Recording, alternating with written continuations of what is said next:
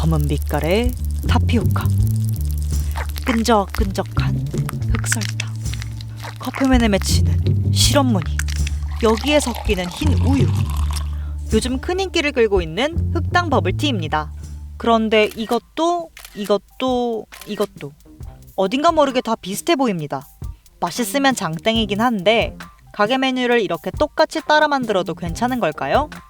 음식에는 저작권이 없는 걸까요? 결론부터 말하자면 따라 만들어 팔아도 불법이 아닙니다. 우리나라 저작권법은 기본적으로 사람의 사상이나 감정을 표현한 창작물을 보호하고 있습니다. 그러니까 보호의 대상은 인간의 사상이나 감정이 아니라 그것을 표현한 창작물이란 거죠.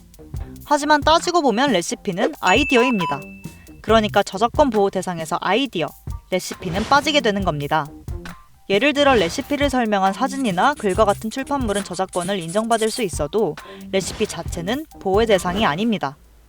게다가 들어가는 재료가 1g만 달라져도, 재료 끓이는 온도가 1도만 달라져도 다르다고 말할 수 있는 게 레시피라는 점에서 법적 보호를 받기는 힘든 거죠. 하지만 만약 이 레시피가 몇 달을 고생해서 세상 어디에도 없던 새로운 맛을 만든 거라면 하나의 발명이라고 볼 수 있지 않을까요? 공들여 만든 레시피를 다른 가게가 똑같이 따라 만든다고 생각하면 얼마나 억울할까요? 이럴 땐 음식의 제조법도 음악처럼 저작권의 보호가 필요한 게 아니냐는 목소리도 있습니다. 음식에 대한 특허를 받는 방식으로 보호할 순 없을까요? 특허를 낸다는 건 하나의 발명으로서 자격을 얻는 건데요. 문제는 이게 좀 까다롭다는 겁니다. 우리가 잘 알고 있는 초코찰떡파이는 제조사 삼진식품이 1997년에 특허 등록을 마쳤습니다. 하지만 레시피 자체가 발명으로 인정됐다고 보긴 좀 어려웠습니다. 구체적으로 따지자면 레시피가 아니라 떡이 상하지 않도록 하는 제조 기술에 대한 특허였거든요.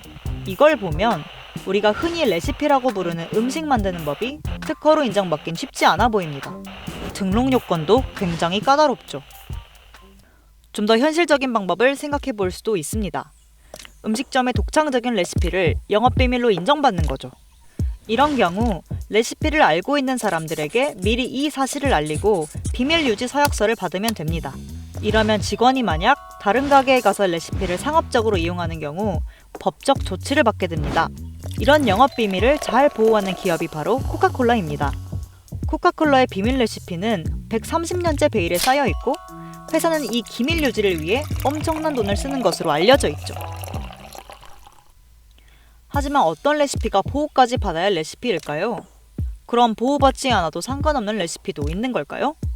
해외에서는 레시피 모방을 상대적으로 관대하게 여깁니다. 요즘 시대의 레시피는 단순 기술이 아니라 창조적인 예술에 가깝기 때문에 모방에서 출발해 새로운 맛이 등장한다고 믿는 추세죠. 또 우리는 조리법이 같더라도 누가 요리하는지에 따라 맛이 달라지는 경험을 어렵지 않게 합니다. 엄마의 레시피는 아무리 내가 따라해도 그 맛을 낼 수 없는 것처럼요. 누군가의 피와 땀이 들어간 소중한 레시피가 무단으로 사용돼 손해를 끼치는 일은 없어야 합니다. 하지만 레시피가 법에 의해 극단적으로 보호된다면 우리는 더 다양한 종류의 여러 흑당 버블티들을 만나볼 순 없게 될지도 모릅니다.